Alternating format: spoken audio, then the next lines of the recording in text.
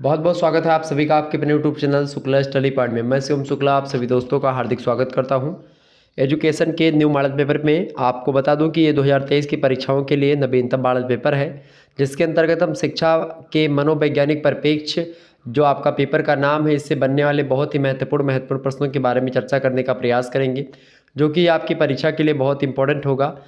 जो छात्र छात्राएँ हमारे बीए द्वितीय वर्ष चतुर्थ सेमेस्टर में हैं, अर्थात सेकंड ईयर फोर्थ सेमेस्टर में हैं, उनमें शिक्षा के मनोवैज्ञानिक परिप्रेक्ष्य से ही प्रश्न आते हैं, अर्थात साइकोलॉजिकल पर्सपेक्टिव्स ऑफ एजुकेशन आपको पढ़ना होता है। तो आइए चर्चा करने का प्रयास करते हैं कि आपकी परीक्षा में कौन कौन से प्रश्न आने वाले हैं और उनके प्रश्नों के जो आपसे प्रश्न पूछे जाएंगे किन किन प्रकार के प्रश्न होंगे और उसके उत्तर को आपको कैसे लिखना है, सारी चीज़ों को बताने का प्रयास किया जाएगा।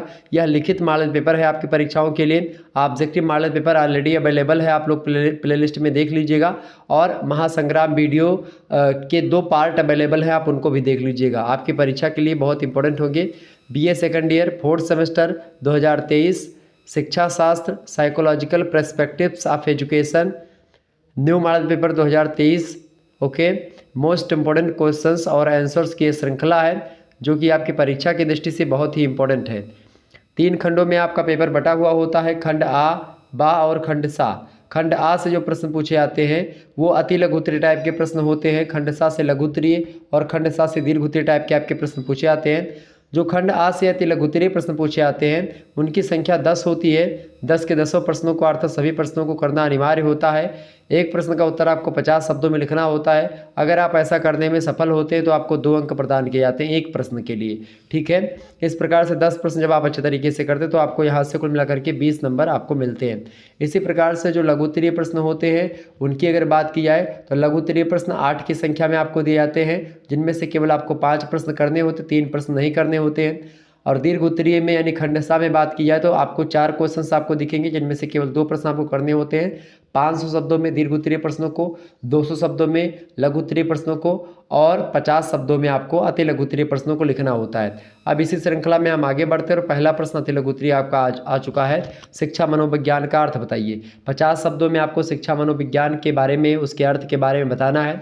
शिक्षा मनोविज्ञान के अर्थ की अगर बात की जाए तो शिक्षा मनोविज्ञान में शिक्षा और मनोविज्ञान के अलग अलग अर्थ हैं। शिक्षा जहाँ व्यवहार में परिवर्तन लाती है और परिमार्जन करती है व्यवहार का, वहीं पर जो मनोविज्ञान होता है, मनोविज्ञान उसी व्यवहार का अध्ययन करता है। तो शिक्षा क्या करती है?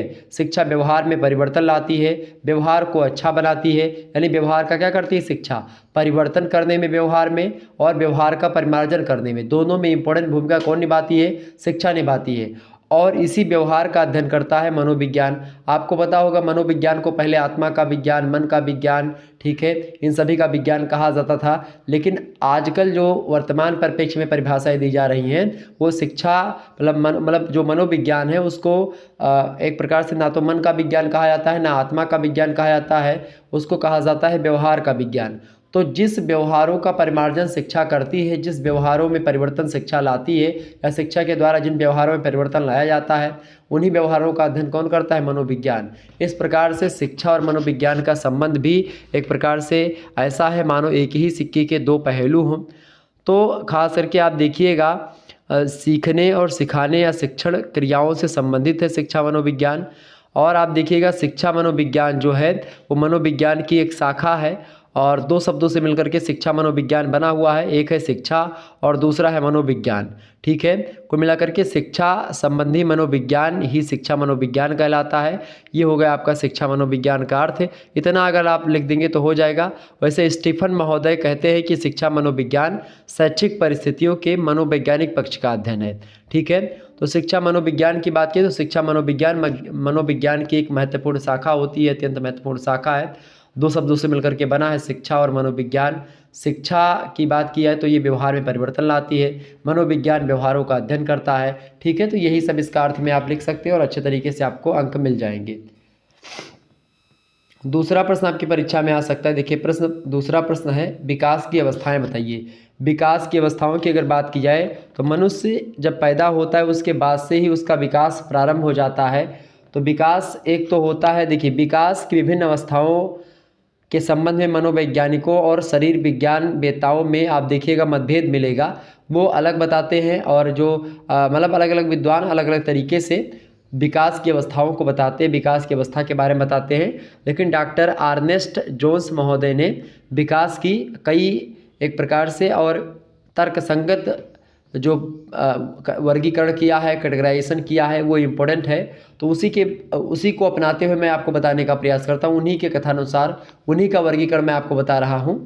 तो विकास की अवस्थाओं को बताते हुए डॉक्टर अर्नेस्ट जोन्स महोदय कहते हैं कि विकास की मुख्य रूप से 4 अवस्थाएं होती हैं। पहली अवस्था होती है शैशवावस्था। शैशवावस्था जो होती है बच्चे के जन्म से लेकर के जब बच्चा 5 साल का तक हो जाता है तो उस अवस्था को शैशवावस्था कहते हैं। दूसरी अवस्था जो होती है बच्चे की वो होती है बाल्य अवस्था। बाल्य अवस्था 6 साल से लेकर के 12 साल तक का जो बच्चा होता है वो बाल्य अवस्था में होता है। तीसरी जो अवस्था आती है वो आती है किशोरावस्था। किशोर अवस्था की अगर बात की जाए तो 12 साल से लेकर के 18 साल तक जब बच्चा होता है तो वह स्थिति किशोरावस्था कहलाती है। और चौथी अवस्था और लास्ट अवस्था जो होती है उसको बोलते हैं प्रौढ़ावस्था। प्रौढ़ावस्था जो होती है वो 18 साल के बाद आती है, 18 साल के बाद। ठीक है, तो इस प्रकार से 4 अवस्थाएं बताई किसने, और ये एक प्रकार तर्क संगत भी है और बड़ी सरल परिभाषा भी है, मतलब सरल कैटेगराइजेशन भी है। वर्गीकरण जो है डॉक्टर अर्नेस्ट जोन्स द्वारा किया गया है, बड़ा एक प्रकार से सरल है और सार्थक तरीके से समझ में भी लोगों को आता है। इसीलिए शैशवावस्था की मतलब इन्होंने विकास की 4 अवस्थाएं बताई, शैशवावस्था, बाल्यावस्था, किशोरावस्था और प्रौढ़ावस्था। ठीक है, आगे बढ़ते और भी चीज़ों को जानने का प्रयास करते हैं। तीसरा क्वेश्चन आप देखिएगा, तीसरा प्रश्न है अभिवृद्धि एवं विकास में अंतर बताइए। बढ़िया प्रश्न है, परीक्षा में आपसे पूछा सकता है। तो ऐसे आपको इतने इतने शब्दों में लिखना जैसे मैं आपको बता रहा हूँ। ठीक है, अभिवृद्धि को बोलते हैं अंग्रेजी में ग्रोथ और विकास को बोलते हैं डेवलपमेंट। ठीक है, तो ग्रोथ क्या है और डेवलपमेंट क्या है इसको समझने का प्रयास करते हैं। सबसे पहला अंतर जो होता है अभिवृद्धि और विकास में, अभिवृद्धि जो होती है वो विशेष आयु तक चलने वाली एक प्रक्रिया होती है। एक समय के बाद में जाकर के जो ग्रोथ होती है शरीर की वो रुक जाती है।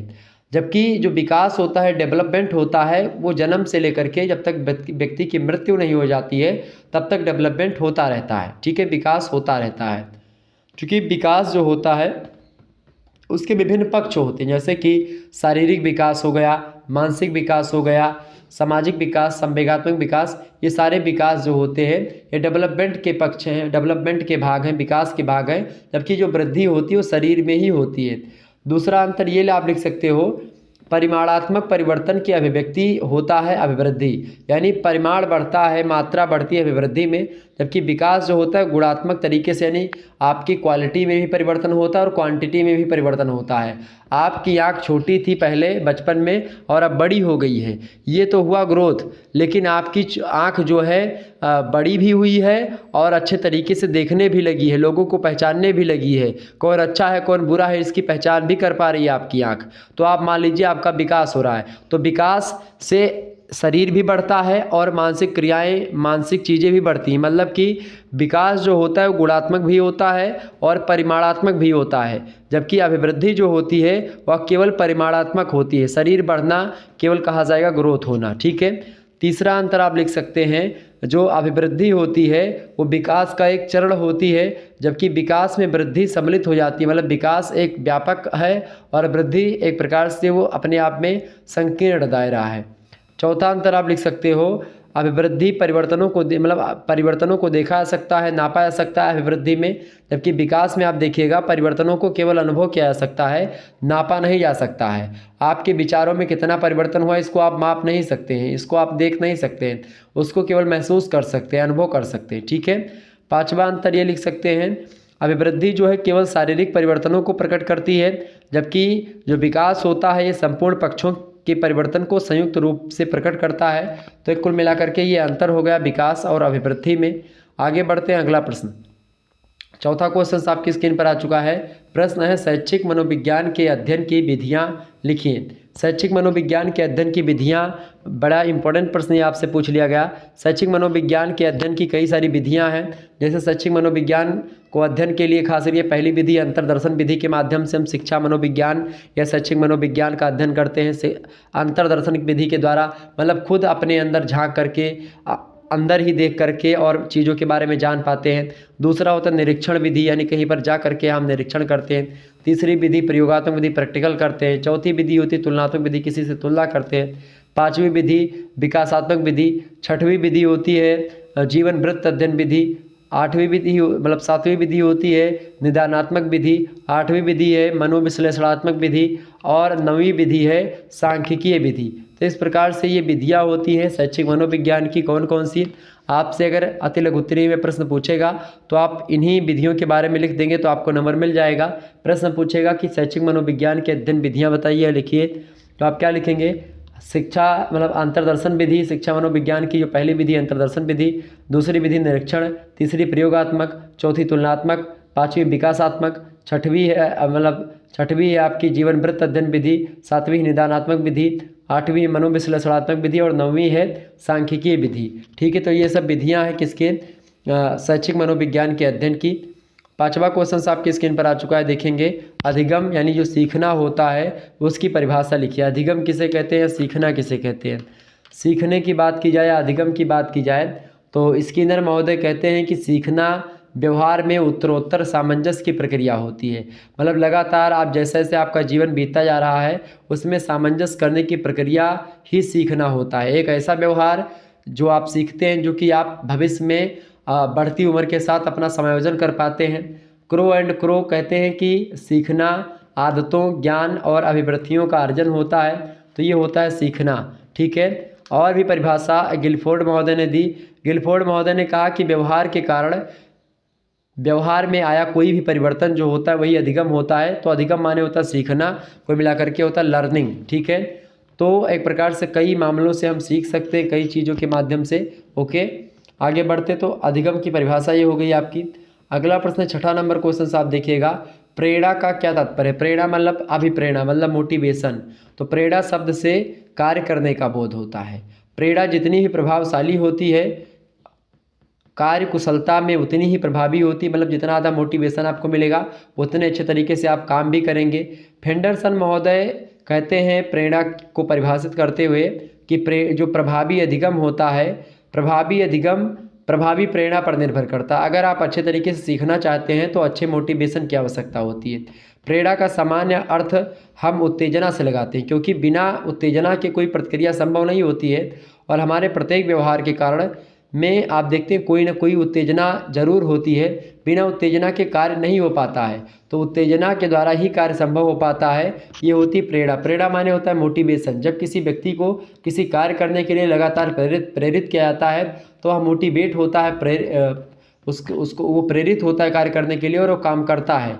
उसके अंदर एक उत्तेजना उत्पन्न होती है, मोटिवेशन मिलती है। ठीक है, तो ये होता है प्रेरणा या मोटिवेशन। सातवां क्वेश्चन आप देखिएगा। सातवां प्रश्न आपकी स्क्रीन पर आ चुका है। अधिगम की विधियां कौन कौन सी हैं बताएं। अधिगम माने होता है सीखना। सीखने की कई विधियां होती हैं। सीखने की अधिगम की विधियों की अगर बात की जाए तो अधिगम प्रक्रिया को आगे बढ़ाने के लिए कई प्रकार की विधियों का प्रयोग किया जाता है। जैसे कि पहली विधि तो होती है अधिगम की कौन सी? करके सीखना।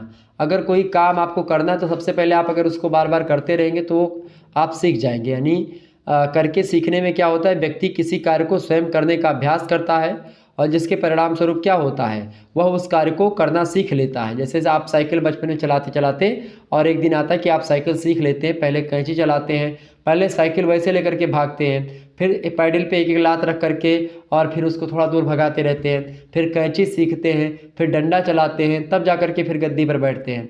तो साइकिल जिस प्रकार से आप लगातार अपना करके अभ्यास से करत करत अभ्यास के जड़मति होत सुजान रस्सी आवत जाते सिल पर परत निशान। तो एक प्रकार से एक तो करके सीखना होता है, तो सबसे पहले। दूसरा जो सीखना होता है वो होता है निरीक्षण करके सीखना। निरीक्षण करके सीखना के अंतर्गत व्यक्ति स्वयं निरीक्षण करके नवीन बातों को सीखता है, वो शोध करता है और उसके बाद में फिर नवीन बातों को सीखता है। तीसरा जो होता है सीखने की विधि वो होती है परीक्षण करके सीखना। परीक्षण करके सीखने के अंतर्गत व्यक्ति स्वयं परीक्षण करता है और नवीन कार्यों को अपने अनुभवों के आधार पर सीखता है। चौथा जो सीखने का अर्थ होता है या विधि है वो होती है वाद विवाद विधि के द्वारा। क्या होता है कि कभी कभी वाद विवाद होता है और वाद विवाद के दौरान आप कुछ बातें नहीं जानते हैं वो जान पाते हैं और आप जो कुछ बातें जानते हैं वो सामने वाले को बताते हैं। तो इस प्रकार से वाद विवाद के द्वारा भी एक दूसरे से लोग सीखते हैं, तो ये भी एक विधि है। पांचवी विधि होती है अधिगम की या सीखने की वाचन विधि। वाचन विधि मतलब होता है लेक्चर। वाचन विधि के अंतर्गत विद्यार्थीगण पाठ का बार बार क्या करते हैं, सास्वर वाचन करके उसे सीखते हैं। जैसे कि आप देखिए प्राइमरी पाठशाला में जो छात्र छात्राएँ हमारे पढ़े होंगे उनको पता होगा वाचन विधि, मतलब खड़िया देते हैं उसमें प्राइमरी में और बुलाते यक्का यक, एक दूनी, इस प्रकार से दुई का दुई, दो दूनी चार, दुई त्याई 6, दुई चौके 8, दुई पंचे 10, दुई छक 12, दुई सती 14, दुई 8 16, दुई 9 18, दुई दुहाई 20। यह प्रकार से पहाड़ा यक इकाई, यक, दुई इकाई, 3 इकाई, 4 इकाई, 5 इकाई, 6 इकाई, इस प्रकार से। अब हिंदी में पहले गिनती याद करवाई थी, एक बच्चा खड़ियाया जाता था, डेली एक बच्चा अलग अलग नया नया बच्चा प्राइमरी में, और वो सारे बच्चे पहले कक्षा 1 के, 2 के, 3 के, सब के इकट्ठा होते थे और चिल्ला चिल्ला करके वो बोलता था पहाड़ा। और प्राइमरी के बच्चों से अभी पूछिए आप 20 तक पहाड़ा याद होगा उनको, लेकिन अभी आपसे कोई पूछे, मैं आप में से बता रहा हूँ, लगभग जितने छात्र छात्राएँ पढ़ रहे हैं उनमें से लगभग और लगभग 70% ऐसे बच्चे हैं जो मुझसे BA कर रहे हैं, इस समय पढ़ रहे हैं, उनको 20 तक पहाड़ा पूरा नहीं याद है। अभी आप खुद पे अपने जो है कलेजे पर हाथ रख करके हृदय पे आप कहिए कि मुझे नहीं याद है। आपको बता दूं कि लगभग 70% आप में से ऐसे बच्चे होंगे जिनमें से आपको पहाड़ा 20 तक नहीं याद होगा। अगर आप प्राइमरी में पढ़े तो आपको पहाड़ा याद होगा, लेकिन प्राइमरी के बच्चे से आप पूछेंगे तो सारा पहाड़ा उसको याद होगा। तो एक प्रकार से ये होता है। तो ये होता है वाचन विधि। वाचन विधि के द्वारा भी लोग सीखते हैं। अगला जो है आपका 8वां प्रश्न देखेंगे, शैशवावस्था का क्या अर्थ है बताएं। शैशवावस्था के बारे में अगर बात की जाए तो शैशवावस्था जो होती है उसको बोलते हैं इन्फेंसी अंग्रेजी में, ठीक है। और शैशवावस्था साधारण शिशु के जन्म के बाद आप देखते हैं जो शुरुआत का 6 वर्ष होता है बच्चे के जन्म के बाद, उसी को बोलते हैं शैशवावस्था, ठीक है। और कुछ मनोवैज्ञानिक जो है जैसे हरलाक महोदय जन्म से लेकर के 2 सप्ताह तक चलती है और 2 सप्ताह के बाद में बालपन आरंभ होता है और 2 वर्ष तक चलता है। कुछ विद्वानों ने बाल्यावस्था को भी कई मतलब शैशवावस्था को कई प्रकार से बांटा है, हालांकि 6 वर्ष तक की जो अवस्था होती है शैशवावस्था मानी जाती है। हरलाक महोदय कहते हैं कि 2 वर्ष बाद प्रारंभिक बाल्यावस्था आती है और 6 वर्ष तक आयु तक वह चलती रहती है। उपर्युक्त विचार महिला मनोवैज्ञानिक हरलाक ने व्यक्त किए हैं, जो कि शैशव के संबंध में सूक्ष्म एवं व्यापक अर्थ की ओर संकेत करते हैं। और सामान्य रूप से आप देखिएगा सभी मनोवैज्ञानिकों ने जन्म से 5 या 6 वर्ष तक की अवस्था को शैशवावस्था माना है। जैसा कि क्रो एंड क्रो ने लिखा है कि शैशवावस्था औसतन जन्म से 5 या 6 वर्ष तक की जो एक प्रकार से आयु है वहाँ तक चलती रहती है। और इसमें क्या होता है शैशवावस्था में इंद्रियाँ काम करने लगती हैं, बालक रेंगना, चलना और बोलना सीखने लगता है। रेंगना माने होता है बकैया चलना, ठीक है। तो ये सब चलना सीखने लगता है बालक, तो ये होता है शैशवावस्था, ठीक है। आगे बढ़ते हैं अगला प्रश्न। 9वां क्वेश्चन से आप देखेंगे, 9वां नंबर प्रश्न है आपका 9 नंबर, सृजनशील बालकों की क्या पहचान है बताएं। सृजन माने होता है सीखने के लिए तत्पर होना, कोई चीज़ एक बार बताना तुरंत जान जाना, उसको बोलते हैं सृजन। और सृजनशील माने होता है मतलब जो सृजनात्मक बालक होते हैं वो, मतलब जो सीखने वाले बालक हैं वो तुरंत एक बार में समझ जाते हैं वो बालक, प्रतिभाशाली बालक। तो सृजनशील बालकों की क्या पहचान हो सकती है। सृजनशील बालकों की अगर बात की जाए तो मनोवैज्ञानिक बेरोन महोदय ने सृजनशील बालकों या व्यक्तियों का गहन अध्ययन किया और गहन अध्ययन करके उनकी विशेषताओं की एक सूची प्रस्तुत करी। उसी सूची को ध्यान में रख करके मैं आपको बताने का प्रयास कर रहा हूँ। सबसे पहली बात, जो बालकों को हम पहचानते हैं, सृजनशील जो बालक होते हैं उनको पहचानने का सबसे पहला तरीका ये है कि उनमें सर्वोत्तम निर्णय की शक्ति होती है। अगर उनको निर्णय लेना हुआ तो तुरंत निर्णय लेते हैं, उसमें निर्णय लेने में पीछे नहीं हटते वो। तो जान लीजिए वो बालक जो निर्णय लेने में तुरंत आगे हो वो सृजनशील बालक हैं। दूसरी बात ये है कि वे अपनी बात पर दृढ़ रहते हैं, मतलब अगर एक बात जबान दे दी तो उस पर टिके रहते हैं। तीसरी बात, वे जटिल घटनाओं में रुचि लेते हैं और उन्हें प्राथमिकता देते हैं, तो ये भी बालक सृजनशील बालक होते हैं। चौथा जो पॉइंट है इन बालकों के पहचान की वो ये है कि वे विभिन्न प्रकार के तत्वों को संबंधित या पूर्ण करने की क्षमता रखते हैं। और 5वां जो पॉइंट है सृजनशील बालकों की पहचान करने का वो है कि एक समय में बहुत से विचारों पर ध्यान केंद्रित करने की क्षमता इनके पास होती है। इसके अलावा सृजनशील बालक एक विशिष्ट उत्तेजना के प्रति साधारण से उच्च स्तर की प्रतिक्रियाएं दिखाता है और फिर अपने सृजन क्षेत्र के लिए उनमें से एक का चुनाव करता है। और यही महत्वपूर्ण बात है एक सृजनशील बालक को पहचानने की, ठीक है। तो सृजनशील बालक कौन होते हैं। गिलफोर्ड महोदय ने सृजनात्मकता से संबंधित कुछ गुण बताए हैं कि उस बालक में कौन कौन से गुण होंगे। सबसे पहली बात, समस्या के प्रति संवेदना होगी, चिंतन की सातत्यता होगी, शब्द साहित्य होगा उसके पास, ठीक है, साहचर्य सातत्य होगा, अभिव्यक्ति सातत्य होगा, मौलिकता होगी उसके पास। तो वह बच्चा सृजनशील बालक होगा, इसमें कोई दो राय नहीं है। नेक्स्ट क्वेश्चन आपकी स्क्रीन पर आ चुका है, फटाफट से आप देखने का प्रयास करेंगे। अगला प्रश्न यानी 10वां क्वेश्चन आपकी स्क्रीन पर आ चुका है। पिछड़े बालकों के प्रकार लिखिए। पिछड़े बालकों के प्रकार की अगर बात की जाए, सबसे पहला प्रकार होता है पिछड़े बालकों का शारीरिक दोष के अकॉर्डिंग, जो शारीरिक दोष है उनमें और उसी कारण से वो पिछड़ गए हैं, सबसे पहला प्रकार। तो इस प्रकार के जो बालक होते हैं जिनकी ज्ञानेंद्रियाँ ठीक से कार्य नहीं करती, जैसे कि आँख की कमजोरी हो गई, बहरापन हो गया, या ऊंचा सुनते हैं, हकलाते हैं, तुतलाते हैं, तो शारीरिक दृष्टि से पिछड़े बालक ये होते हैं। दूसरे जो पिछड़े हुए बालक होते हैं वो होते हैं मानसिक दृष्टि से पिछड़े हुए बालक। मानसिक दृष्टि से पिछड़े हुए बालकों में आप देखिए जिनकी बुद्धि लब्धि लगभग 60 से अगर कम होती है तो व्यक्ति एक प्रकार से आप मान लीजिए कि वह क्या है, वह व्यक्ति पिछड़ा हुआ बालक है। और उसके अंतर्गत मंद, हीन, मूढ़ और जड़ बुद्धि के जो बालक होते हैं वो मानसिक बुद्धि मतलब मानसिक दृष्टि से पिछड़े बालक कहे जाते हैं। तीसरे प्रकार का जो बालक होता है पिछड़ा बालक, वो होता है संवेगात्मक दृष्टि से पिछड़ा बालक। और इस प्रकार के बालकों को माता पिता या जो अभिभावक होते हैं और जो शिक्षक होते हैं उनसे सहानुभूति या प्रेम नहीं किया जाता है, और जब ये सब नहीं मिलता, लगातार उनका तिरस्कार होता है इधर उधर, तो फिर उनमें चिंता होती है, तनाव बढ़ता है, निराशा में चले जाते हैं, उदासीनता उनके चेहरे पर दिखाई पड़ने लगती है। तो ये सब भाव अगर उन पर दिखाई पड़ते हैं तो मान लीजिए कि वे बालक पिछड़े हुए हैं। और ये कैसे बालक होते हैं? संवेगात्मक दृष्टि से पिछड़े हुए बालक हैं, ठीक है।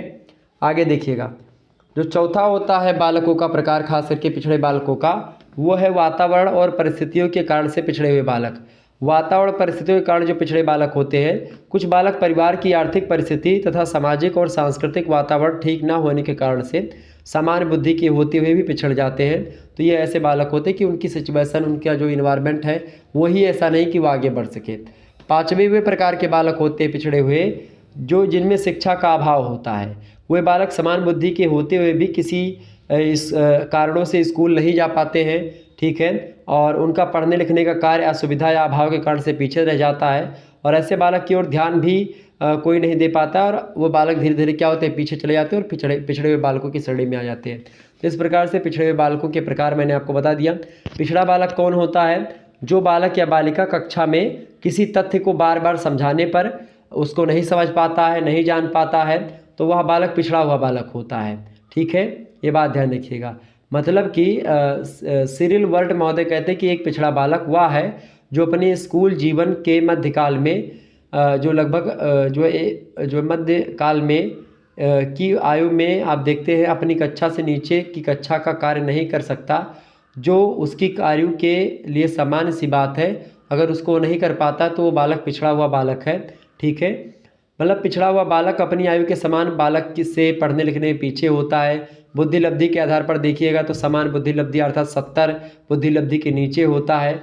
और जो है आप देखिएगा जो पिछड़े बालक होते हैं वो अधिकांश मनोवैज्ञानिक खास करके 85 से कम बुद्धि वाले को पिछड़ा बालक कहते हैं। और पिछड़े बालक पिछड़ेपन के कारण से क्या होता है, मंद बुद्धि बालकों में हो जाती है। तो ये सब पिछड़े बालकों के बारे में कुछ बातें थी जो मैंने आपको बताई। आगे बढ़ते हैं अब लघु उत्तरीय प्रश्नों की तरफ और लघु उत्तरीय प्रश्नों को समझने का प्रयास करते हैं। केवल 5 प्रश्न आपको करने हैं लघु उत्तरीय में, ठीक है। खंडबा से 200 शब्दों में इन प्रश्नों के उत्तर को आपको लिखना है, ये बात ध्यान रखिएगा। केवल 5 प्रश्न आपको करने हैं, खंडबा से 200 शब्दों में एक प्रश्न का उत्तर आपको लिख देना है, ठीक है। आगे बढ़ने का प्रयास फटाफट से देखने का प्रयास करेंगे। चलिए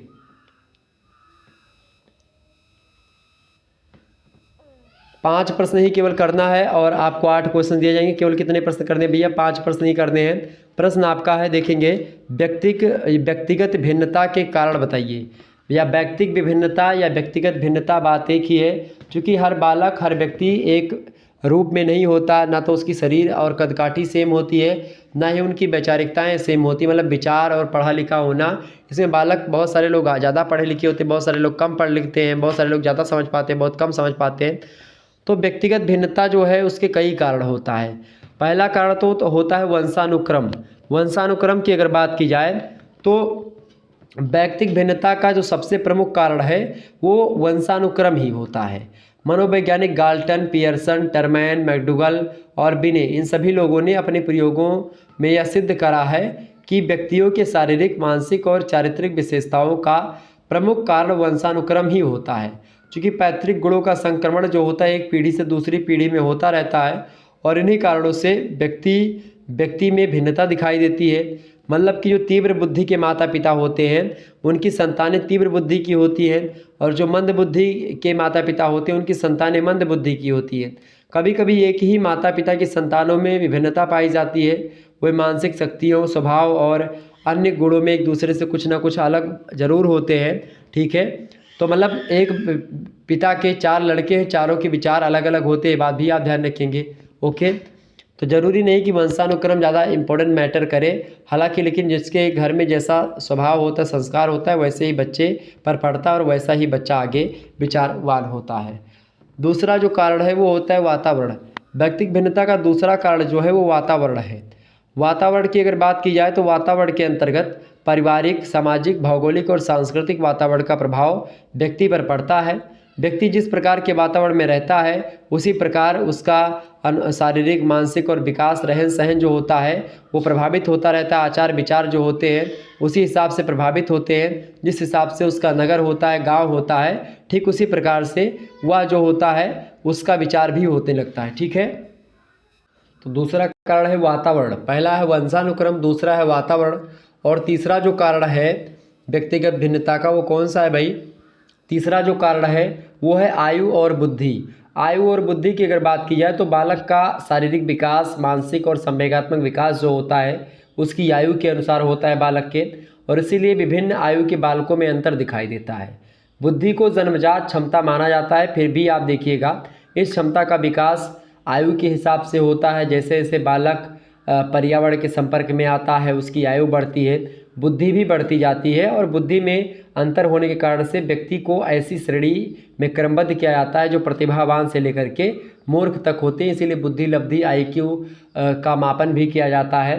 ठीक है, तो आयु और बुद्धि भी कहीं ना कहीं पे व्यक्तिगत भिन्नता का एक कारण है। चूँकि छोटे आयु के लोगों में कम बुद्धि होगी, बड़े लोगों में ज़्यादा बुद्धि होती है, तो इस प्रकार से ये भी होता है। चौथा जो एक प्रकार से कारण होता है व्यक्तिगत भिन्नता का वो है स्वास्थ्य।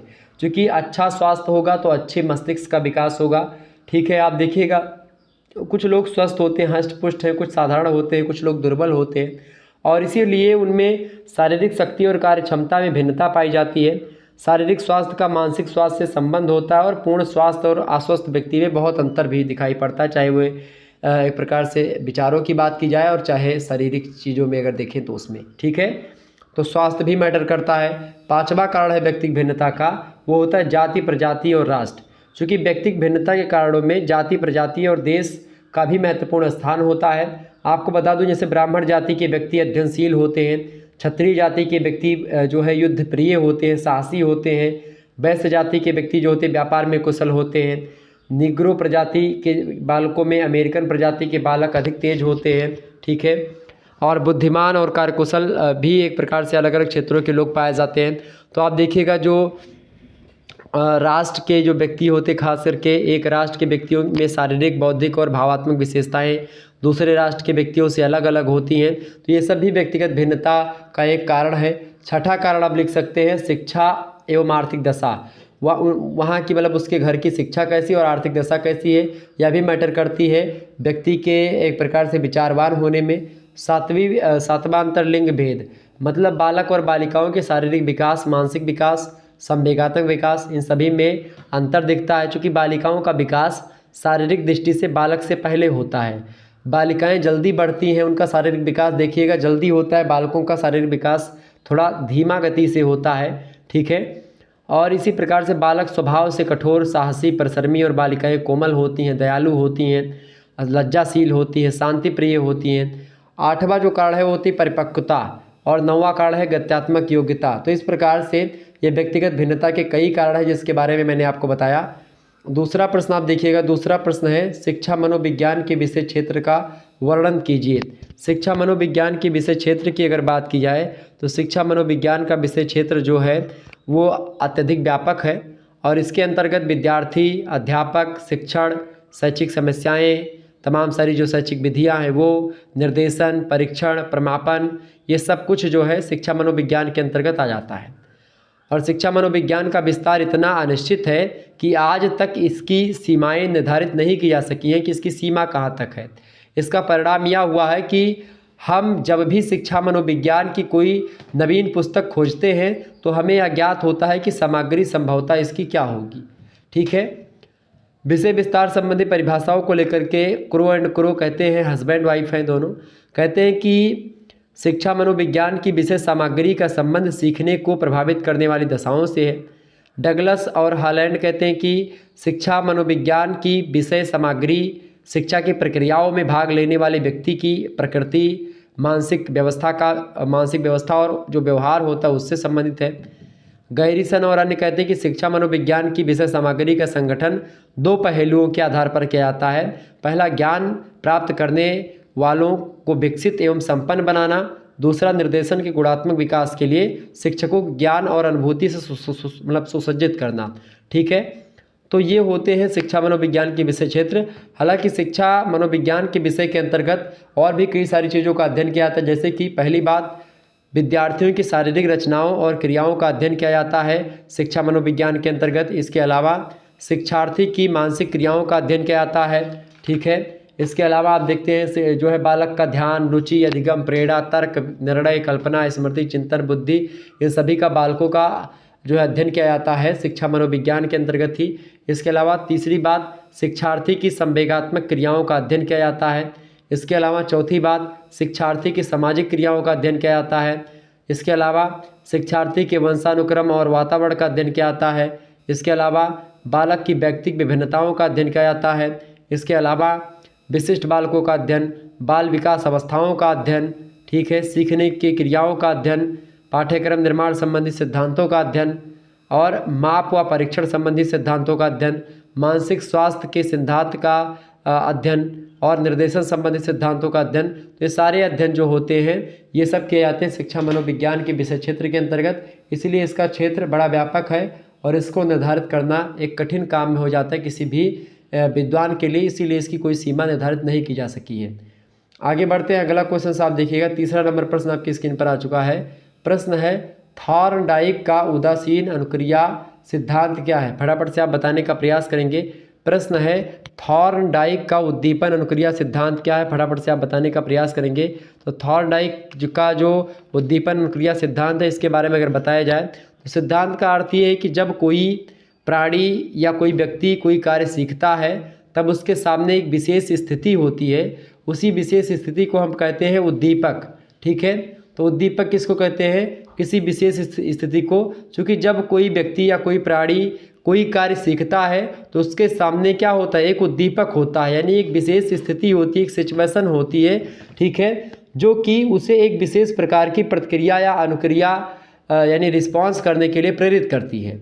और इस प्रकार एक विशिष्ट उद्दीपक का एक विशिष्ट प्रतिक्रिया से संबंध स्थापित हो जाता है, जिसे उद्दीपक प्रतिक्रिया संबंध या जिसको कहते हैं SR बॉन्ड, ठीक है, इसके द्वारा व्यक्त किया जाता है। थॉर्नडाइक महोदय जो है इस सिद्धांत की व्याख्या करते हुए कहते हैं कि सीखना संबंध स्थापित करता है, यानी जो अधिगम है वो संबंध स्थापित करता है। संबंध स्थापित करने का कार्य मनुष्य का मस्तिष्क करता है।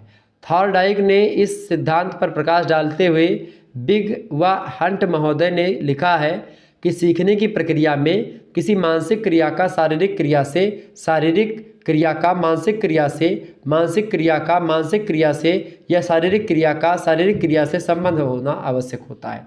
मतलब कि जो उद्दीपन अनुक्रिया का सिद्धांत है इसके बारे में बिग और हंट महोदय कहते हैं कि सीखने की प्रक्रिया में किसी मानसिक क्रिया का शारीरिक क्रिया से, शारीरिक क्रिया का मानसिक क्रिया से, मानसिक क्रिया का मानसिक क्रिया से और शारीरिक क्रिया का शारीरिक क्रिया से संबंध होना आवश्यक होता है। तो ये है उद्दीपन अनुक्रिया का सिद्धांत। चौथा प्रश्न आप देखिएगा। प्रश्न है, अध्यापक के लिए शिक्षा मनोविज्ञान की क्या उपयोगिता है? एक अध्यापक के लिए फटाफट से आप बताने का प्रयास करेंगे, इंपॉर्टेंट प्रश्न है। तो अध्यापक के लिए बात की जाए शिक्षा मनोविज्ञान की, तो शिक्षा मनोविज्ञान शिक्षा संबंधी समस्याओं का विवेचन करता है, विश्लेषण करता है और समाधान भी प्रस्तुत करता है शिक्षा मनोविज्ञान। इसीलिए शिक्षा प्रक्रिया में संलग्न व्यक्तियों के लिए शिक्षा मनोविज्ञान का ज्ञान अत्यंत आवश्यक है। अध्यापक कक्षा में चलने वाली वास्तविक शिक्षा प्रक्रिया का निर्देशक होता है और वह छात्रों के सम्मुख सीखने की परिस्थितियों को प्रस्तुत करके उनके शैक्षिक विकास का मार्ग प्रशस्त करता है। और एक अध्यापक के लिए शिक्षा मनोविज्ञान का ज्ञान अत्यंत आवश्यक होता है, महत्वपूर्ण होता है, उपयोगी होता है।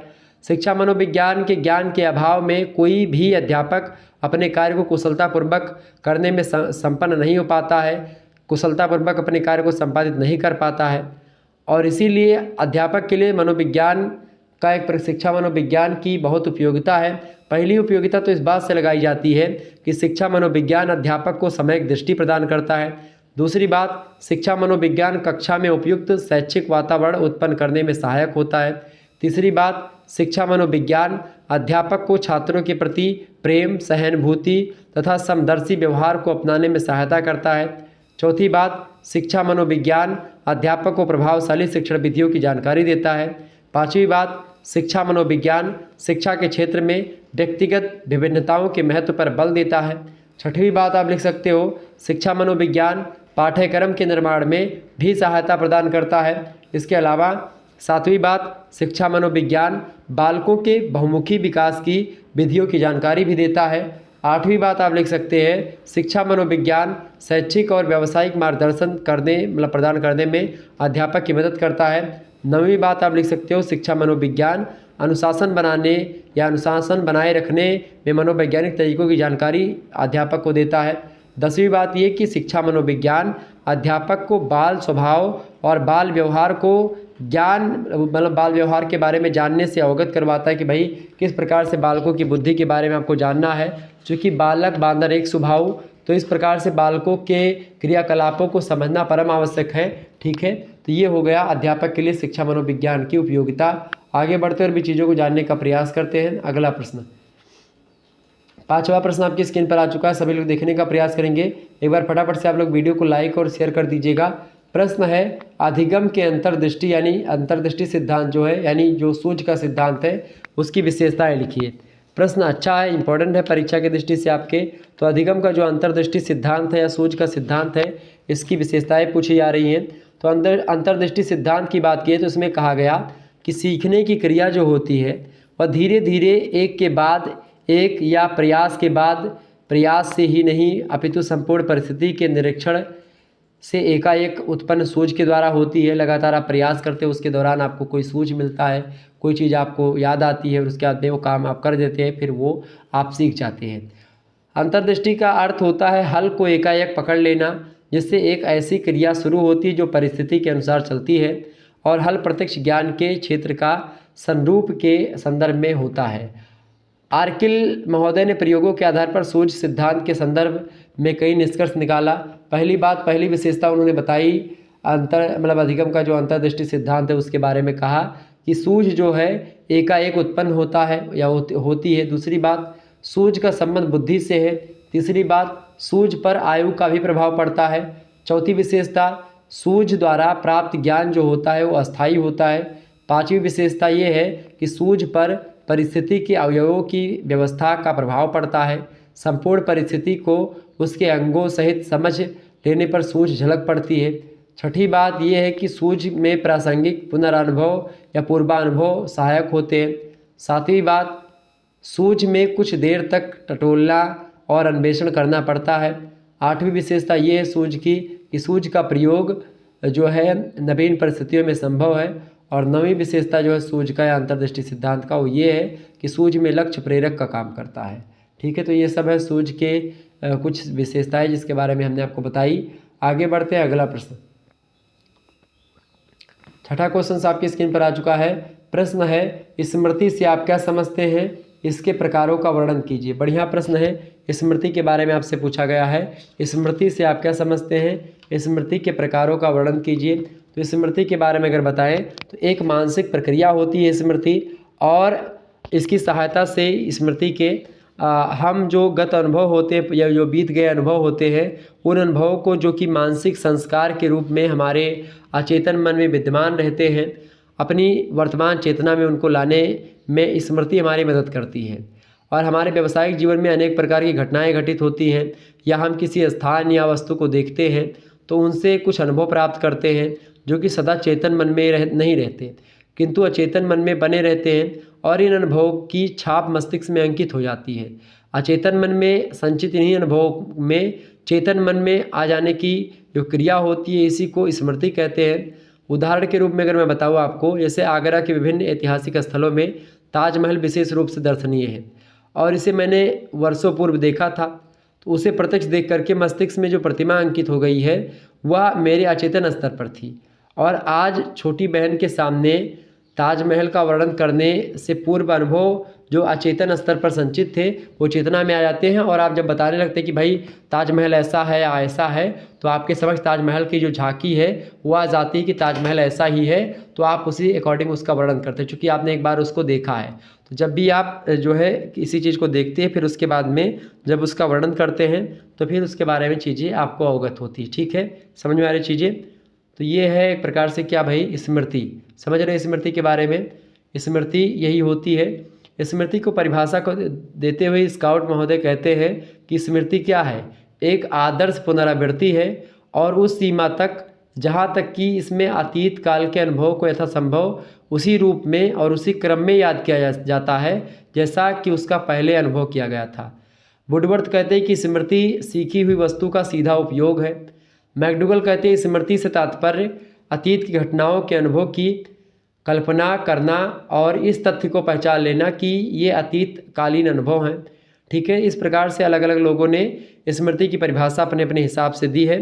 स्मृति के बारे में अगर बताया जाए तो स्मृति एक मानसिक प्रक्रिया है जिसके द्वारा संचित या गत अनुभव को आवश्यकता पड़ने पर हम दोबारा चेतना में लाते हैं, और स्मृति के अंतर्गत समस्त सीखी हुई और अनुभव की हुई बातें हमारे समक्ष आती हैं, और इस प्रकार स्मृति पूर्व अनुभव और विचारों को पुनः जागृत करने, सजीव करने तथा स्मरण करने की एक क्रिया होती है। ठीक है, स्मृति कई प्रकार की होती है, जैसे कि पहली स्मृति है तत्कालिक स्मृति, किसी विषय या तथ्य को याद करके तुरंत सुना देना, ये होती तत्कालिक स्मृति। किंतु इस प्रकार की स्मृति में विस्मरण की अधिक संभावना भी बनी रहती है। दूसरी स्मृति होती है अस्थायी स्मृति। अस्थायी स्मृति, इसमें सीखी हुई बातें बहुत समय तक याद रहती है और यह बालकों में अधिक समय तक पाई जाती हैं। ठीक है, जो तीसरी स्मृति होती है वो होती है भाई कौन सी, सक्रिय स्मृति। सक्रिय स्मृति जो होती है ये पूर्व अनुभवों को इच्छापूर्वक प्रयास करके पुनः स्मरण करना, ये सक्रिय स्मृति कहलाती है। जैसे परीक्षा भवन में पूर्व अनुभवों को जो है प्रयासपूर्वक आप याद करते हैं और फिर लिखते हैं जब याद आता है आपको। ठीक है, चौथी स्मृति होती है निष्क्रिय स्मृति। निष्क्रिय स्मृति जब क्या होता है कि हम पूर्व के जो अनुभव हैं उनको अनायास बिना प्रयास के दोबारा से स्मरण कर लेते हैं, उसे निष्क्रिय स्मृति कहते हैं। जैसे कि श्यामपट्ट का नाम लेते ही उसके कालेपन की याद आ जाती है आपको बचपन की, तो एक प्रकार से वो ये है कौन सी, निष्क्रिय स्मृति। पांचवी स्मृति है व्यक्तिगत स्मृति। व्यक्तिगत स्मृति जो होती है वो अतीत काल के स्वयं के अनुभव जो होते हैं फिर दोबारा से जब आपको याद आते तो व्यक्तिगत स्मृति कहलाती है वो। जैसे कि किसी घटना को देख करके अपनी बाल्यावस्था के किसी अनुभव को याद आप करते हैं कि भाई बचपन में मैं भी था तो ऐसे कंचे खेलते था, ऐसे गुल्ली डंडा खेलता था।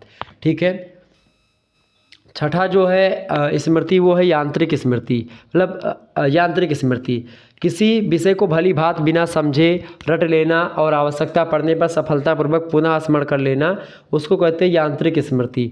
ठीक है, जैसे आजकल के जो विद्यार्थी है परीक्षा में उत्तीर्ण होने के लिए क्या करते हैं, सारी चीज़ों को रट लेते हैं, खास करके लड़कियां एकदम से याद कर लेती हैं। ठीक है, और सातवीं स्मृति जो होती है वो होती है अभिव्यक्तिगत स्मृति। इस प्रकार की स्मृति जो होती है अभिव्यक्तिगत स्मृति, ये स्वयं के अनुभव के अतिरिक्त अन्य किसी मित्र या पुस्तक या समाचार पत्र या पत्रिकाओं के माध्यम से जो अनुभव प्राप्त होते हैं उनको याद कर लिया जाता है वो। ठीक है, आठवीं स्मृति होती है तार्किक स्मृति। तार्किक स्मृति जो होती है विशेष सामग्री को भली भांति सोच विचार करके सीखना और स्मरण कर लेना और आवश्यकता पड़ने पर उसे सुना देना तार्किक स्मृति कहलाती है। ठीक है, इसके अलावा नवीं स्मृति होती है आदत जन स्मृति। आदत जन स्मृति जब व्यक्ति किसी बात को बार बार दोहराता है और या फिर याद करता है तो वह उसकी आदत में परिणत हो जाता है, और इस आदत के कारण उसे स्मरण में एक प्रकार से क्या होता है, प्रयास नहीं करना पड़ता। जब वो आदत में लगातार उसको ले आता है तो ये होती है आदत जन स्मृति। और 10वीं स्मृति होती है इंद्रिय अनुभव स्मृति। इंद्रिय अनुभव स्मृति जो होती है, इसमें जब हम किसी वस्तु को या तथ्य को या विचार को ज्ञानेंद्रियों के अनुभव के फलस्वरूप पुनः स्मरण करते या पहचानते हैं, जैसे कि आंख बंद करके किसी वस्तु को छू करके या चख करके या सूंघ करके बता सकते हैं, सुना करके किसी तथ्य की याद दिलवा सकते हैं। तो ये एक प्रकार से ये सब क्या है, ये सब इंद्रिय अनुभव स्मृति है। ठीक है, तो ये हो गई स्मृति के प्रकार। समझ में आ गई चीज़ें। आगे बढ़ते हैं। 7वां प्रश्न आपकी स्क्रीन पर आ चुका है। अपचारी बालकों को कैसे शिक्षित किया जा सकता है। ठीक है, आइए चर्चा करने का प्रयास करते हैं इसके बारे में। तो स्मृति के प्रकार आपको समझ में आ गया। 7वां जो प्रश्न है आपका वो है अपचारी बालकों को कैसे शिक्षित किया जा सकता है। तो जो अपचारी बालक हैं उनको शिक्षित करते समय कई सारी बातों का ध्यान रखना हम लोगों को ज़रूरी होता है और उन्हीं बातों को मैं आपको बताने वाला हूँ। तो ये थोड़ा सा ध्यान से आप सुनने का प्रयास करें ताकि आपकी परीक्षा में जब पूछा जाए तो आप आसानी से बता पाएँ, या भविष्य में आप टीचर बने तो आपको ये चीज़ें याद रहेंगी, तो आप आसानी से बच्चों को पढ़ा लिखा पाएंगे। ठीक है, अपचारी बालकों को शिक्षित करने समय कई बातों का ध्यान रखना चाहिए। उनमें से पहली बात है कि विद्यालय का वातावरण संतोषजनक बनाया जाए ताकि बच्चा जो है विद्यालय में एक प्रकार से तादात्म्य में स्थापित कर सके और बच्चा जो है स्कूल में जाए तो वो एक प्रकार से वो समन्वय स्थापित कर पाए, जैसा वो घर में रहता है वैसा महसूस हो। दूसरी बात, माता पिता व जो अभिभावक हैं बच्चों के, उनको सुझाव देकर के पारिवारिक वातावरण में सुधार भी लाया जाए। इससे क्या होता है, बालकों के मानसिक स्तर पर प्रभाव पड़ता है और बालक अच्छी बुद्धि वाले होते हैं। तीसरी बात, अभिभावक व शिक्षक सम्मेलन का आयोजन किया जाए। चौथी बातों का हमको ध्यान रखना होता है, विद्यार्थियों को अच्छी साहित्यिक पुस्तकें पढ़ने के लिए देना चाहिए ताकि वो एक प्रकार से अच्छे विचारों से प्रेरित हो सके। पांचवी बात, नैतिक शिक्षा और धार्मिक उपदेश भी बच्चों को देना चाहिए ताकि वो एक प्रकार से अपने धर्म के बारे में, अपनी संस्कृति के बारे में और एक प्रकार से अपने नैतिक कर्मों के बारे में जान पाएँ, कौन बड़ा है कौन छोटा है, इसके विचार उनके अंदर आ पाए। छठवीं बात हमको ध्यान रखनी होती है, आमंत्रित लेक्चर को बुला करके लेक्चर करवाना, उनसे बुलवाना भी बोर्ड पर बुला करके, ये भी अच्छी बात होती है ताकि उनका भय खुले। सातवीं बात, रचनात्मक कार्यों के लिए उनको अवसर देना अपचारी बालकों को। आठवीं बात हमको ध्यान रखनी होती है कौन सी, सरस्वती यात्राओं का आयोजन किया जाना चाहिए। नौवीं बात, शैक्षिक और व्यावसायिक निर्देशन दिया जाना चाहिए। 10वीं बात, क्रियाकलापों पर विशेष नज़र रखनी चाहिए। ठीक है, ये तमाम प्रकार की चीज़ों को हमको करना चाहिए। इसके अलावा यौन शिक्षा और स्वास्थ्य मनोरंजन के साधन जुटाना चाहिए और इसके अलावा शारीरिक और मानसिक दंड को ख़त्म कर शिक्षण विधि में सुधार लाना चाहिए। ऋणात्मक संवेगों का शोधन और अनुशीलन अध्ययन करना चाहिए ताकि एक प्रकार से अपचारी बालकों को अच्छे तरीके से शिक्षित किया सके और वो आगे बढ़ सके। ठीक है, बालकों की बुरी आदतों के प्रति उचित दृष्टिकोण अपनाना चाहिए। बालकों को हस्त शिक्षा और कला कौशल में प्रवीणता देनी चाहिए। बालकों की पाठशाला व शिक्षा के प्रति निर्देशन का प्रदर्शन करना चाहिए। कक्षा में शिक्षण के लिए अध्यापकों द्वारा अच्छी पद्धति अपनाना चाहिए। बालकों को उनकी रुचि और योग्यता के अनुसार शिक्षा दी जानी चाहिए। तो इन सभी बातों को अपना करके अपचारी बालक को शिक्षित करने का प्रयास किया जाना चाहिए। इससे क्या होगा, बालक अच्छे तरीके से जान पाएगा और अच्छे तरीके से वो समायोजित हो पाएगा समाज से। ठीक है, आगे बढ़ते हैं। अगला प्रश्न आपकी स्क्रीन पर आ चुका है, सभी लोग देखने का प्रयास करेंगे। 8वां प्रश्न आपकी स्क्रीन पर आ चुका है। प्रश्न है, विकास को प्रभावित करने वाले तत्वों यानी कारकों को संक्षेप में लिखिए। बढ़िया प्रश्न है आपकी परीक्षा की दृष्टि से, फटाफट से आप बताने का प्रयास करेंगे। प्रश्न क्या है, विकास को प्रभावित करने वाले तत्वों या कारकों को संक्षेप में बताइए। आइए चर्चा करने का प्रयास करते हैं विकास को प्रभावित करने वाले विभिन्न कारकों के बारे में कि कौन कौन से ऐसे कारक हैं जो कि विकास को प्रभावित करते हैं। चर्चा करने का प्रयास करते हैं। तो विकास को प्रभावित करने वाले कारकों के बारे में अगर बताया जाए तो कई सारे कारक होते हैं जो कि विकास को प्रभावित करते हैं, चाहे मानसिक विकास की बात की जाए, चाहे शारीरिक विकास की बात की जाए या अन्य किसी विकास की बात की जाए। तो विकास को प्रभावित करने वाले जो कारक हैं उन्हीं के बारे में आपसे प्रश्न पूछा जा रहा है। तो आइए चर्चा करने का प्रयास करते हैं, विकास को कौन कौन से कारक हैं जो कि प्रभावित करते हैं। विकास कोई लड़का नहीं है, विकास जो होता है जिसको बोलते हैं डेवलपमेंट, और शरीर में डेवलपमेंट होता है, विचारों में होता है, बुद्धि में होता है। ठीक है, तो उसी के बारे में चर्चा होनी है। विकास को प्रभावित करने वाले बहुत सारे कारक हैं। सबसे पहला कारक है बुद्धि। बुद्धि की अगर बात की जाए तो बालक के विकास को प्रभावित करने वाले कारकों में सबसे महत्वपूर्ण जो कारक है वो होती है बुद्धि। हरलाख महोदय कहती हैं कि उच्च स्तर की बुद्धि विकास को तीव्रगामी बनाने से संबंधित होती है, जबकि निम्न स्तर की जो बुद्धि होती है वो पिछड़ेपन से संबंधित होती है। अगर आपकी बुद्धि धीरे है या निम्न स्तर की है तो आप पिछड़े हुए बालक हो जाएंगे। अगर बुद्धि आपकी तीव्र है तो आप तेज होंगे, आप प्रतिभाशाली बालक होंगे। तो सबसे पहली बात, विकास बच्चे का बुद्धि से प्रभावित होता है। अगर बुद्धि ठीक तरीके से काम कर रही तो बालक अच्छे तरीके से आगे बढ़ेगा, उसका विकास तीव्र होगा। बुद्धि कम है तो धीरे धीरे बढ़ेगा, विकास उसका होगा, ठीक है, मानसिक विकास या संवेगात्मक विकास कुछ भी। दूसरा जो कारक है विकास को प्रभावित करने वाला वो है यौन। यौन माने होता है जैसे जो एक प्रकार से लिंग जिसको कहते हैं, जैसे बालक और बालिका, स्त्री और पुरुष, ठीक है, लड़का लड़की, इन सभी में विभेद होता है। लड़कियों की बुद्धि और लड़कों की बुद्धि में अंतर होता है, तो वही अंतर कहीं ना कहीं पे विकास को प्रभावित करता है। क्योंकि बालिकाओं का विकास जो होता है बालकों की अपेक्षा तेज गति से होता है। बालिकाओं की शरीर जल्दी बढ़ती है, आप देखे होंगे, ठीक है, और बालक जो होते हैं यानी लड़के कम बढ़ते हैं, लड़कियां जल्दी बढ़ती हैं।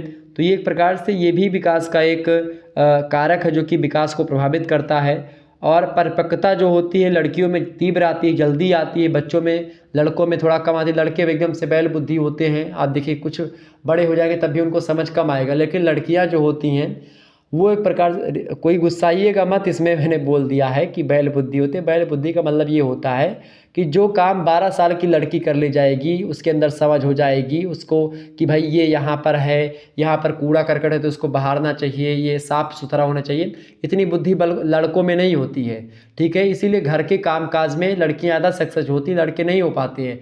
क्योंकि लड़कियों के बुद्धि का विकास के साथ साथ उनके अंदर ये करना चाहिए वो करना चाहिए ये भी आता है, यानी जिसको कहते हैं कि भाई उनको ये चीज़ पहले से पता हो, बिना कहे वो काम करती हैं लड़कियाँ, तो ये चीज़ उनके अंदर ज़्यादा होती है। तो परिपक्वता लड़कियों में तीव्र गति से आती है, बालिकाओं का मानसिक विकास भी बालकों से पहले होता है, ठीक है। तो इसलिए लिंग भी प्रभावित करती है, यौन भी प्रभावित करता है कि विकास कैसा होगा। तीसरा जो प्रभावित करता है कारक विकास को वो है पौष्टिक भोजन। पौष्टिक भोजन हमारे स्वास्थ्य को प्रभावित करता है। जिन बच्चों को उत्तम पौष्टिक आहार मिलता है उनका विकास कम पौष्टिक आहार वाले बच्चों की अपेक्षा तीव्र गति से होता है, आप देखते हैं। तो पौष्टिक आहार जितना अच्छा मिलेगा उतना ही अच्छा विकास होगा, चाहे शारीरिक विकास चाहे वो मानसिक विकास की बात करूँ। चौथा जो विकास को प्रभावित करने वाला कारक है वो है शुद्ध वायु और प्रकाश। स्वच्छ वातावरण में रहने वाले बालकों का विकास जो है गंदी बस्तियों में रहने वाले बालकों की अपेक्षा उनका विकास अच्छे तरीके से होता है। जो बच्चा स्वस्थ ऑक्सीजन लेकर के एक प्रकार से और स्वस्थ एरिया में रहता है, स्वच्छ एरिया में रहता है, साफ़ सुथरी एरिया में रहता है, उसका विकास तीव्र गति से होता है, उसकी बुद्धि का विकास, उसके शरीर का विकास। और जो गंदी बस्तियों में रहते हैं उनका विकास थोड़ा सा जो एक प्रकार से कुसंयोजित होता है, अच्छे तरीके से नहीं हो पाता है, ठीक है। पांचवा जो कारक है जो कि विकास को प्रभावित करता है वो है संस्कृति। विकास पर देश की संस्कृति का प्रभाव पड़ता है और पिछड़े देशों की संस्कृति और विकसित देशों की संस्कृति वहाँ के लोगों को प्रभावित करती है। और इसीलिए विकास जो है संस्कृति जो है विकास को प्रभावित करती है, ठीक है। छठा जो है एक प्रकार से कारक जो विकास को प्रभावित करता है वो है रोग और चोट। रोग और चोट से क्या होता है, बालक के विकास एक प्रकार से रुक जाते हैं और विकास प्रभावित होता है। इसके अलावा सातवां जो कारक है विकास को प्रभावित करने का वो है प्रजाति। आप देखिए नीग्रो और भारतीय बच्चों का विकास श्वेत प्रजाति के बच्चों की अपेक्षा धीमी गति से होता है।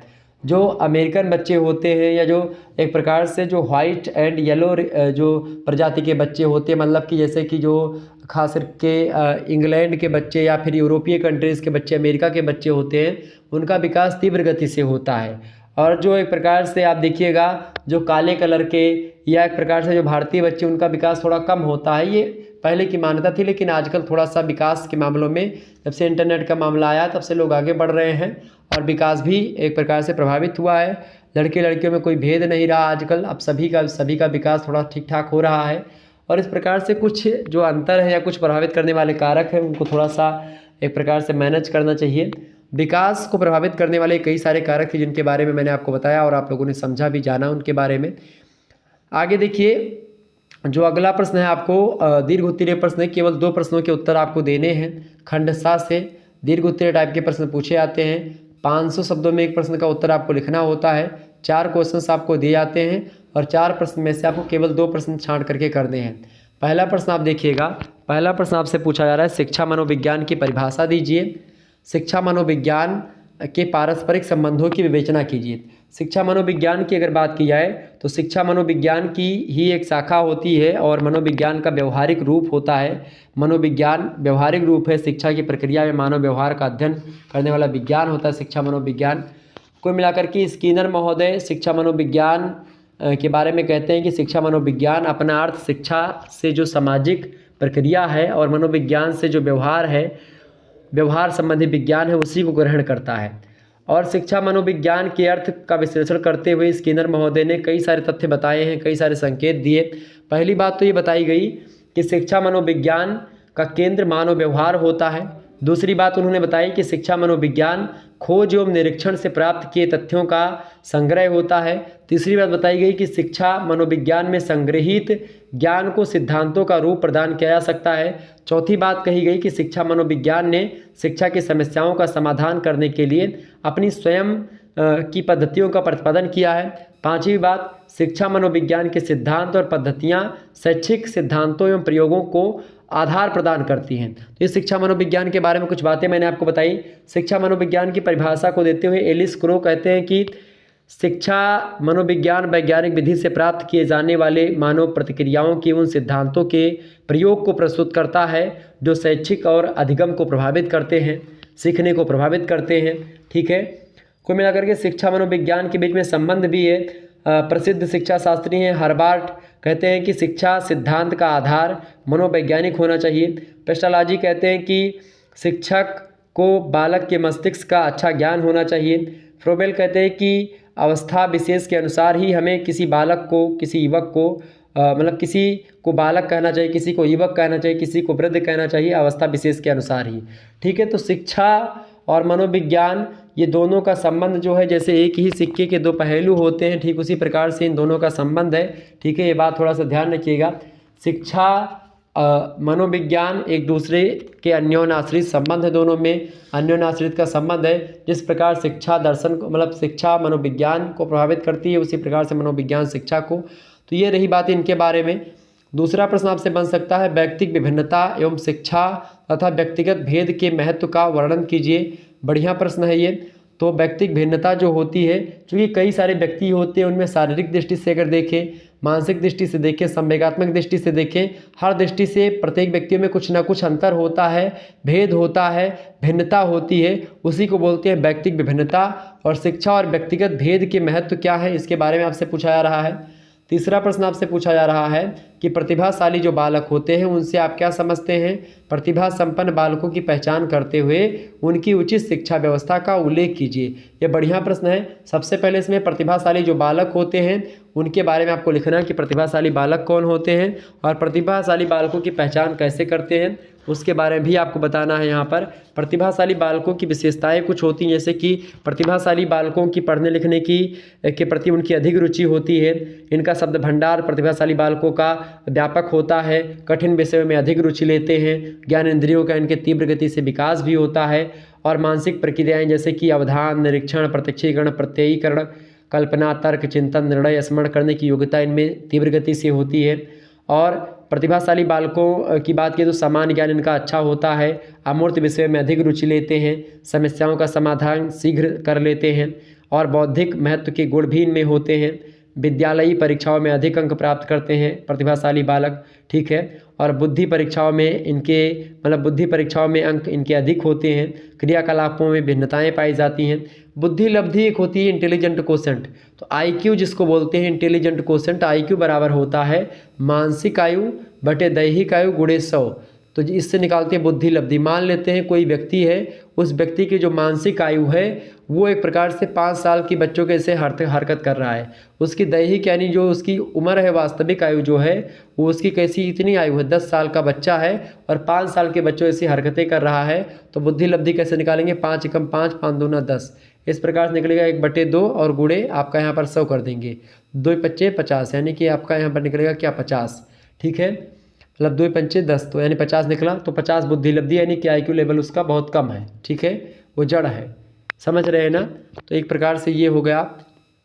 और चौथा प्रश्न आप देखिएगा, प्रश्न आपकी स्क्रीन पर आ चुका। चौथा नंबर प्रश्न है इंपॉर्टेंट परीक्षा की दृष्टि से, अधिगम की परिभाषा दीजिए। अधिगम को प्रभावित करने वाले कारकों को संक्षेप में वर्णन कीजिए। या कारकों का संक्षेप में वर्णन कीजिए। बहुत ही बढ़िया प्रश्न है। तो अधिगम यानी सीखना, सीखने की परिभाषा आपको देनी थी, मैंने आपको ऑलरेडी बता रखी है। महासंग्राम वीडियो एक बार आप जरूर देख लीजिएगा, 2 वीडियो महासंग्राम के हैं, उन दोनों को देख लीजिएगा, प्ले लिस्ट में वीडियो पड़ी हुई है। तो और जो ऑब्जेक्टिव वाले हमारे छात्र छात्र हैं वो भी वीडियो देख लीजिएगा, ऑब्जेक्टिव का भी मॉडल पेपर अवेलेबल है।